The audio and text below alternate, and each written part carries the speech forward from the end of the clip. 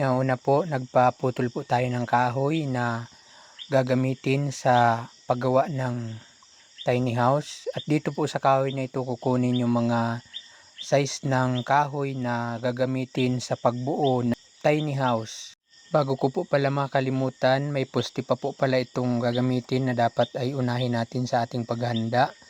Hindi ko na po kasi napicturan yung poste. Yan na po yung mga natistis na kahoy.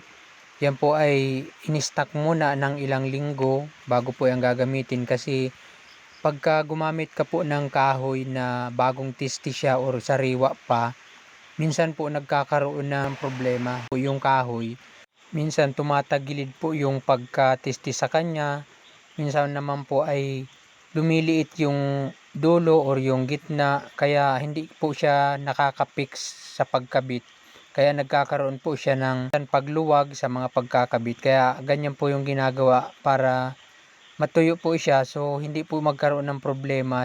So ayan na po, na ikabit na po nila yung mga kahoy at naitayo na rin nila yung poste. So ayan po, kahit po ako ay paalis-alis, kahit hindi mo na sila bantayan, sila po ay dire-diretso sa pagtrabaho. Kaya kahit po ako ay umaalis, pagbalik ko marami silang nagagawa, kasi kitang-kita ko naman ang difference ng inalisan ko at ng dinatnan ko. Pagbalik ko po, mayroon na yung bubong, ayan, kaya yan na lang po yung napicturan ko.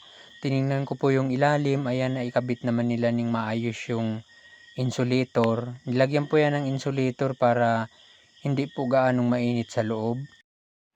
Ayan, pagbalik ko po ulit ay nadatnan ko na nakalagay na nila yung sliding na bintana, at saka nadingdingan na din nila yung harap, pati na rin yung likod, nadingdingan na nila. So yan na lang po yung napicturan ko.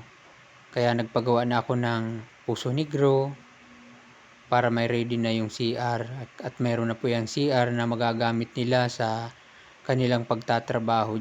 Pinalagyan ko pong ganito para yung putik niya pagka tumitilamsik, halimbawa umulan siya tapos nagtitilamsik, napupunta po lahat sa dingding. So mas maganda yan na po yung may ganito, kasi may iwasan yung tilamsik. Kung magkaroon man, konti lang. Yan po yung super tiny house na pinagawa ko dito sa gitna ng lupa namin. Sumunod po yung mga cabinet, yung mga sulong sa loob.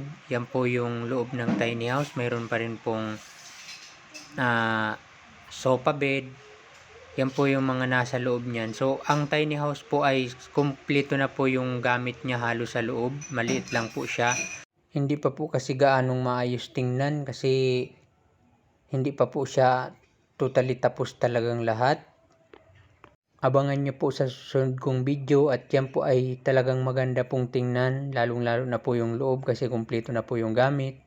Ayan po, mayroon pong lababo. Yan po yung lutuan, katabi na po dyan yung lutuan. May mga cabinet pa po siyang lagayan ng mga ingredients or anong pwedeng ilagay, lagayan ng mga gamit sa pagluto. Yan lang po ang itsura niya sa labas. Hindi mo po aakalain yung loob na marami siyang laman. Pwede pa po dyan matulog kahit 10 tao na maayos po yung pagkahiga. Kung titingnan po sa labas, hindi po siya gaanong attractive. So hindi po siya gaanong pansin o kaya pag-iinteresan dahil ganyan lang po siya.